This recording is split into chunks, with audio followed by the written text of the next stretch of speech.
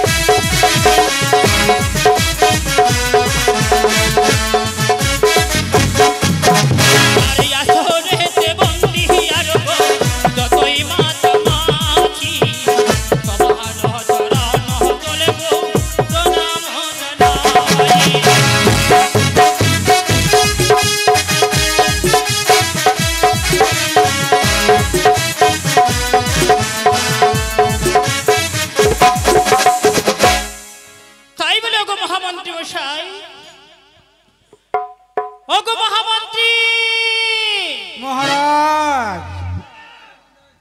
অগ মহামন্ত্রী মশাই মহারাজ এদিকে এই রাজসভার মধ্যে একবার আসুন তো মহামন্ত্রী মশাই।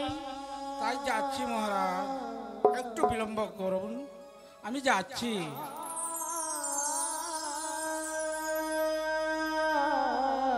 বলে কোথায় আছেন ও গুরুদেব?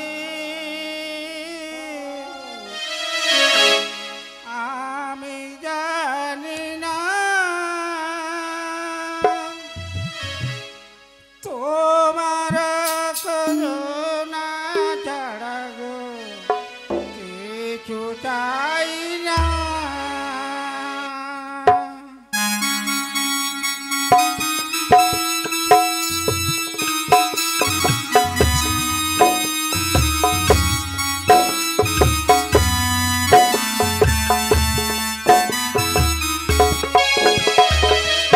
কোথায় আছেন গো গুরুদেব?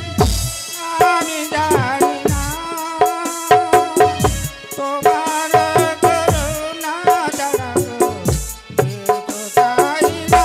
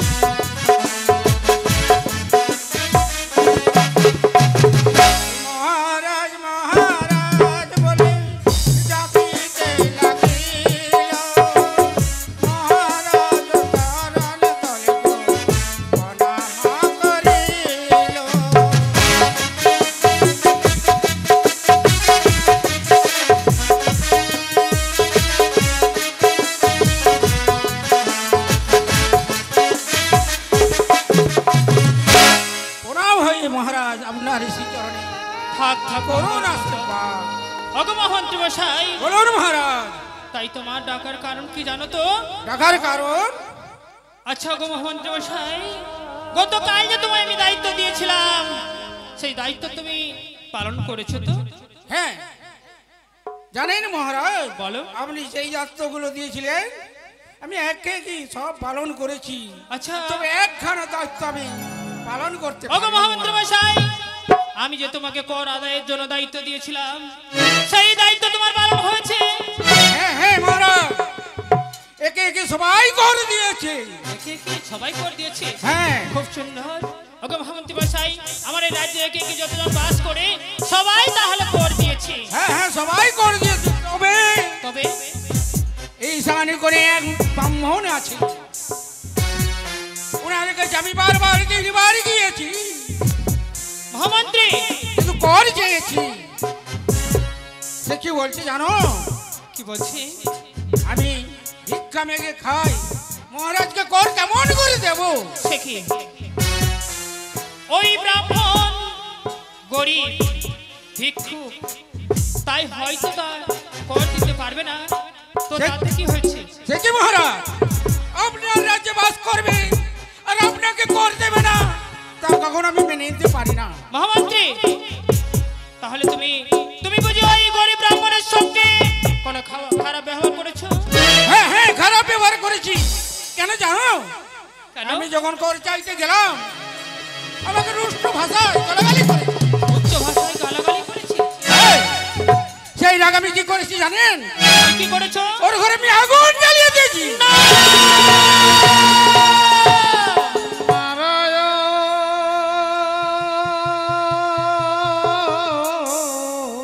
মহামন্ত্রী, ওই দেখো তুমি শুনতে পেয়েছো?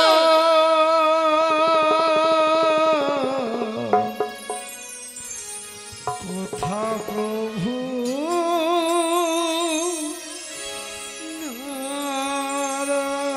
না না, ওই তো মনে হচ্ছে মহামন্ত্রী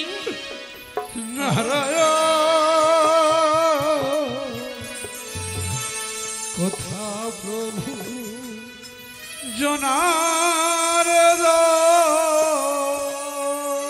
না না না।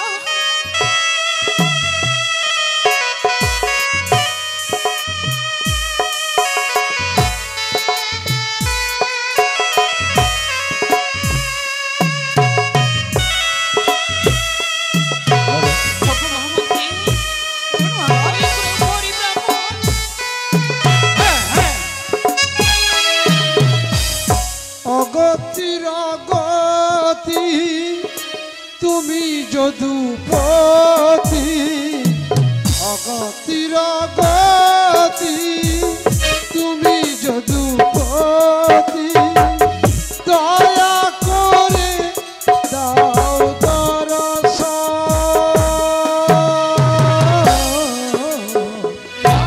কোথা প্রভু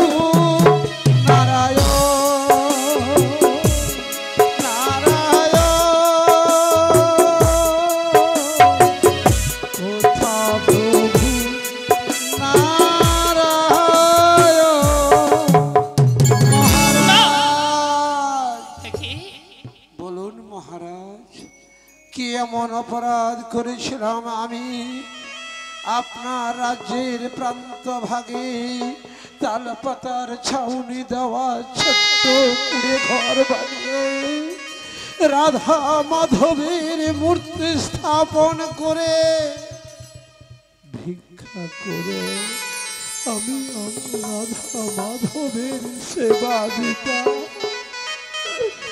বলুন মহারাজ, এই নিঃশঙ্খ রাজ্যের একছত্র অধিপতি মহারাজাধিরাজ সাগর সেন আপনি, আপনার নাম শুনলে বাঘে গরুতে এক ঘাটে জল খায়।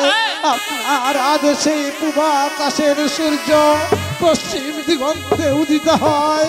তাহলে বলুন মহারাজ, এই ভিখারি গরিব ব্রাহ্মণ কি এমন অপরাধ করেছিল যে তার মাথা গোঁজার ঠাই সহ রাধা মাধবের মন্দিরটাকে আপনি আগুনের লেলিহান শিখায় জ্বালিয়ে দিলেন?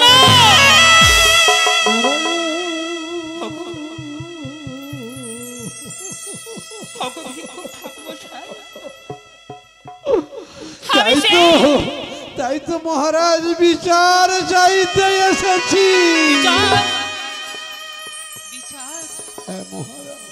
তুমি বিচার চাইতে এসেছো আমার এই দরবারে? বিচার করুন মহারাজ, বিচার করুন। আমার রাধা মাধব কি এমন অপরাধ করেছিল?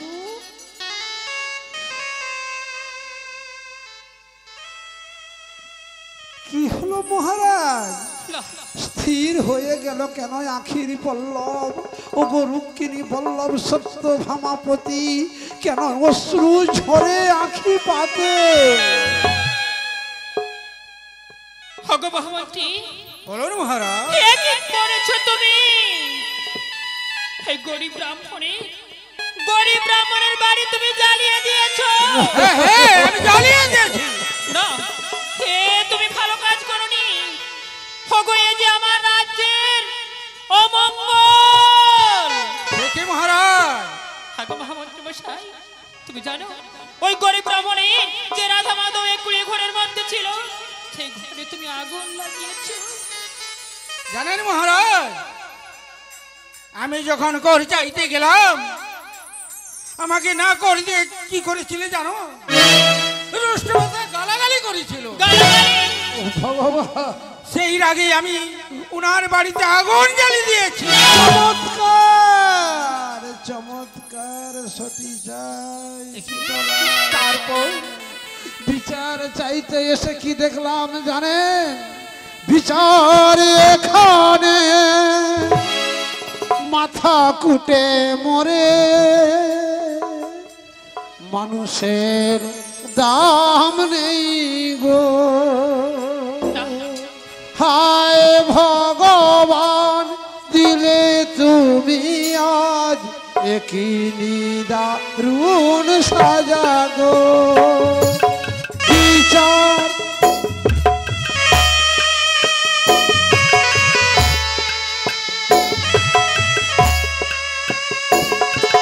বিচার এখানে মাথা কুটে মরে, মানুষের দাম নেই গো। হায় ভগবান, দিলে তুমি আজ একই দারুণ সাজা। না, না, না। হগো মহামন্ত্রী মশাই, বলুন মহারাজ। এ কি করেছো তুমি? দয়া করুন, আমার জন্য নয় মহারাজ, আমার আরাধ্য দেবতা রাধা মাধবের একটা মন্দির ভিক্ষা চাইতে এসেছি। মহামন্ত্রী, বলুন মহারাজ। হগো মহামন্ত্রী, এরই মধ্যে গরিব ব্রাহ্মণের কিছু একটা উপায় তুমি করো।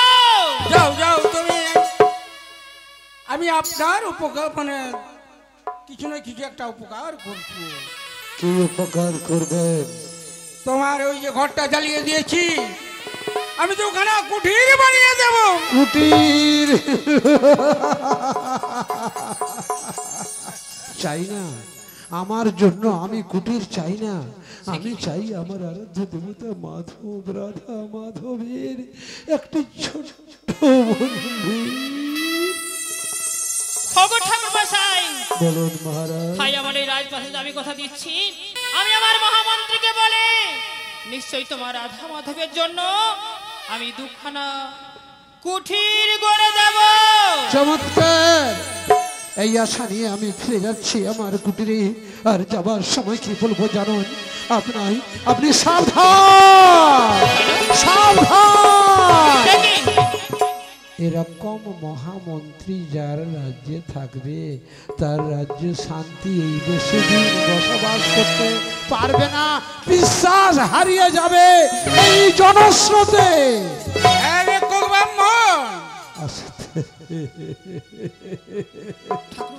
আপনার মস্তিষ্কে নেমে আসবে গ্রহ নক্ষত্র কক্ষচ্যুত হয়ে, সপ্ত সমুদ্রে শুরু হয়ে যাবে তীব্র জলোচ্ছ্বাস, পায়ের তলাল বসুধাটা ফালাফাল হয়ে যাবে।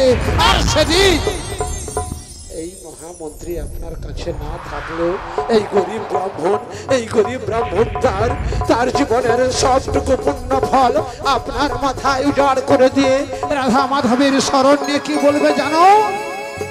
আসুক সেই স্তব্ধ, সেই উল্কা পিণ্ডকে কি বলবে জানেন? যারে যা ফিরে যা ধূমকেতু, যা ফিরে যা ঝঞ্ঝা, অশনির সংকেত উল্কা পতন, স্তব্ধ হাওরে কুজ্ঝটিকা। যারে যা ফিরে যা ধূমকেতু, যা ফিরে যা ঝঞ্ঝা। অশনির সংকেত উল্কাপতন স্তব্ধ হরে উজ্ঝটি। আর যাওয়ার সময় এ রাজ্যের মঙ্গল কামনা করে আপনাকে ছোট্ট একটা অনুরোধ করে যাব মহারাজ। অনুরোধ? বলুন বলুন। আপনার রাজ্যের ঘোর অমঙ্গল আমি দেখতে পাচ্ছি। সাবধান, এক নারী হতে কৌরব বংশ ধ্বংস হয়েছে। এক নারীর জন্য রাবণের 1,00,000 পুত্র, যার 1,00,000 নাতি, একজন না রহিল তাদের বংশে দিতে বাতি। তবে মহারাজ, যদি কোনোদিন আপনার রাজ্যে অমঙ্গল আসে, সেদিন আপনি কি করবেন জানেন? আসুক যত বজ্র নেমে, বহু যতই ঝড়,